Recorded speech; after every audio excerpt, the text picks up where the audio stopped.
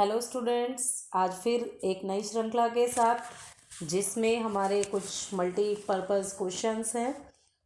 शुरुआत करने से पहले एक प्रश्न आप लोगों के लिए देखते हैं, इस प्रश्न का उत्तर सबसे पहले कौन दे पाता है।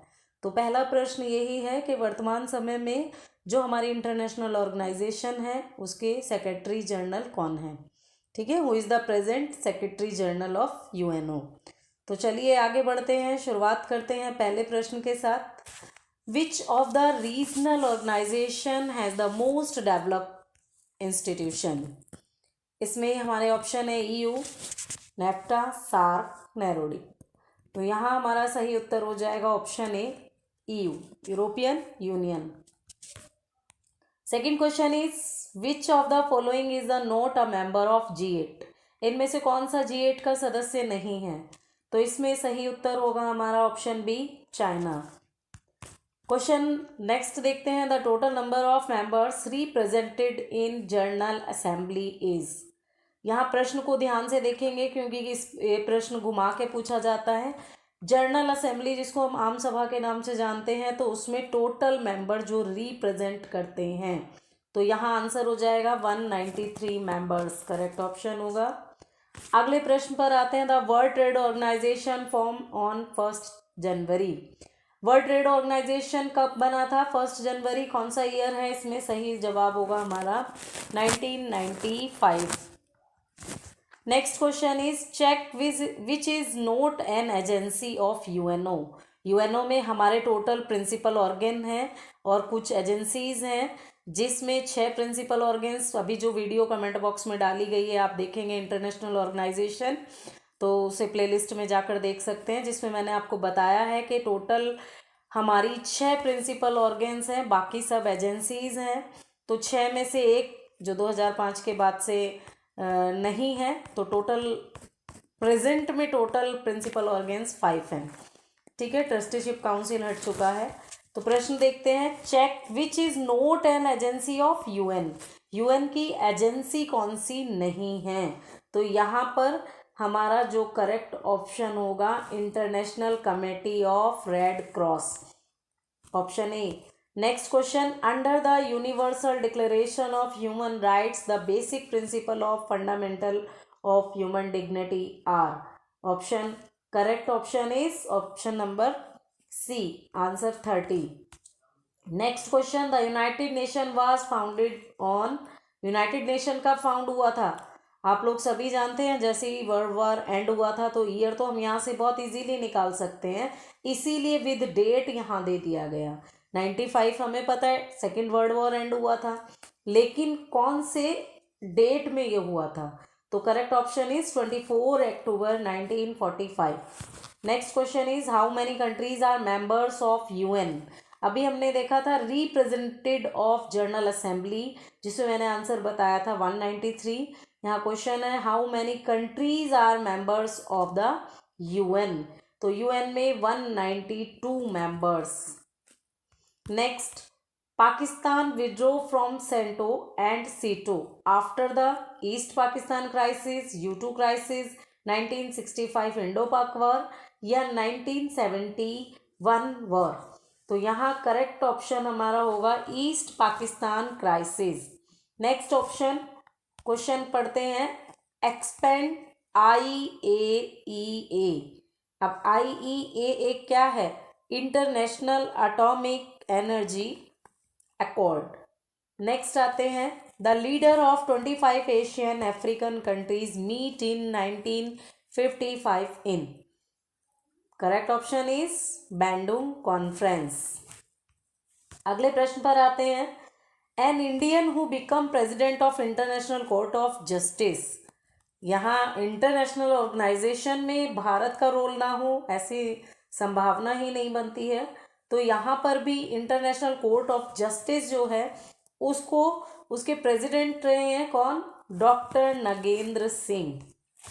Next option, the creation of OIC was the natural and unified response of the Muslims against the Israeli aggression, American policies, UK policies, United Nations policies, तो करेक्ट ऑप्शन हमारा होगा Israeli aggression.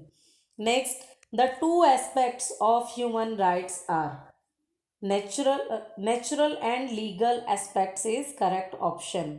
To aspects of human rights are, जो मानव अधिकार हैं उसमें, तो natural and legal aspects हमारा यहाँ पर सही जवाब हो जाएगा।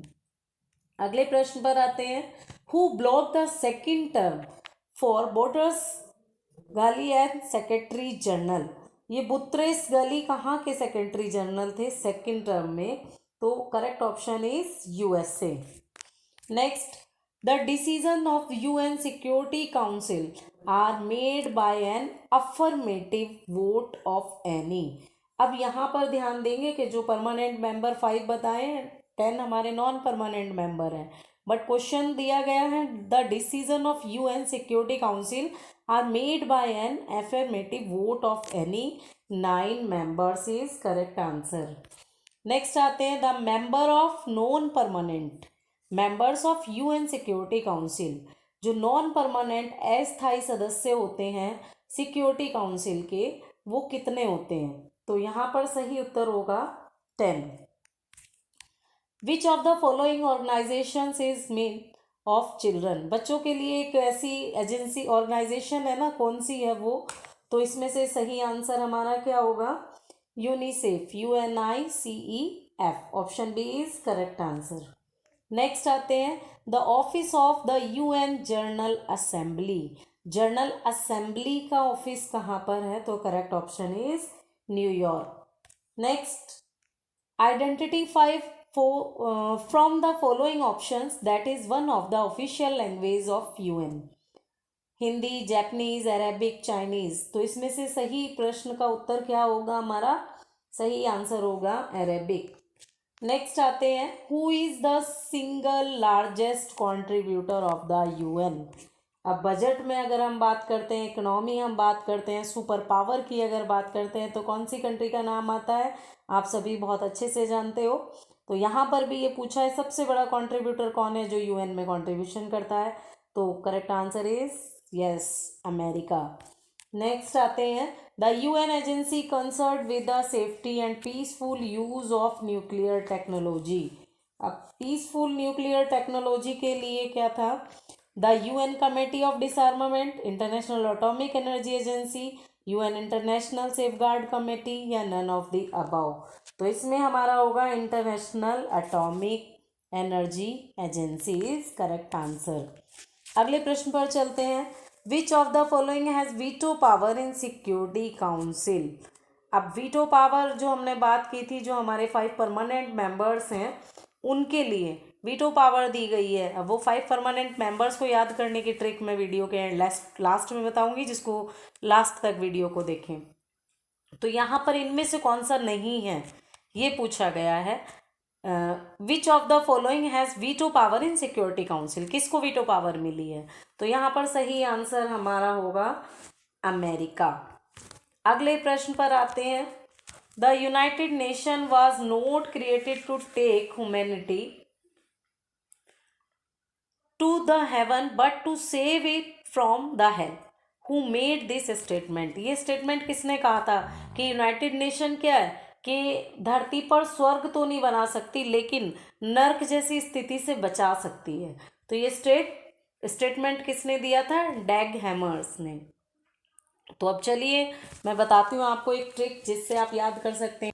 5 परमानेंट मेंबर जो सिक्योरिटी काउंसिल के हैं, स्थायी सदस्य हैं, जिनको वीटो पावर मिला हुआ है, तो इसको एक ट्रिक के थ्रू आप याद कर सकते हैं। USA SBCR, USA FBCR। अब USA United state America, FB हमारा हो जाता है France, Britain, C China and R से रशिया। यूएसए FBCR करके हम इसे याद कर सकते हैं, शॉर्ट ट्रिक बना देंगे USA FBCR। USA United state America हो गया, F हमारा France, B Britain, C China और R से रशिया हो गया। तो ये हमारे कुछ महत्वपूर्ण प्रश्न इस चैप्टर के जो अक्सर परीक्षा में पूछे जाते हैं। तो आने वाली परीक्षा के लिए शुभकामनाओं के साथ जय हिंद जय भारत।